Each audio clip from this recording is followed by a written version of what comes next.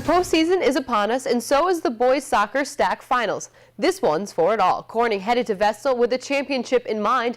The only thing in their way was the Golden Bears. STAC crown on the line and scoreless in the first half until Josh Wislowski fights through the defense, but the Corning keeper gets some help. Look at this save. Oh my God, stays 0-0. Later, Hawks send the long one. Alexander Toskanowski fights through, beats the keeper, and look at this. It's 1-0 Corning. Toskanowski, though, he still wants more. But here it's Tyler Hines with the save, and that proves important. Look at this save right here. We're going to have Toskanowski wanting another one, but no go. As Vestal comes from behind to beat the Hawks 3-2, Golden Bears take home the STAC Boys Soccer crown with the win over Corning.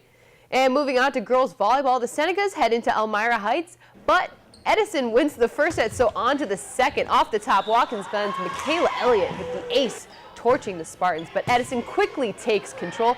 Michelle Wojcik floats that one over, 22-14 Spartans. Wojcik again, the outside spike, just too much to handle. The Spartans blank Watkins Glen 3-0, and Edison moves on to 5-1. They tie Waverly for the division title. And Horseheads girls win the STAC West Conference, the Blue Raiders dominating all season long and pulling it together for this one. Horseheads tops Ithaca 3-1. Elmira College women's head coach has had many great times playing hockey in Elmira. Dean Jackson went to EC, played for both the Soaring Eagles golf and hockey teams. He even spent some time playing for the Jackals. But for Jackson, last hockey season may have topped them all. The Soaring Eagles women's hockey captured their first national title in 10 years, and it was just Jackson's first season as head coach. After EC's previous coach, Greg Fargo, left for Colgate, Jackson seemed like the right fit, and he clearly proved that. With EC's season right around the corner, Coach Jackson still gets sentimental to when that final buzzer sounded. I was extremely excited, as you can imagine. I remember jumping up and giving my assistant coach at the time, Nick Carpenter, a big hug, and in complete just shock.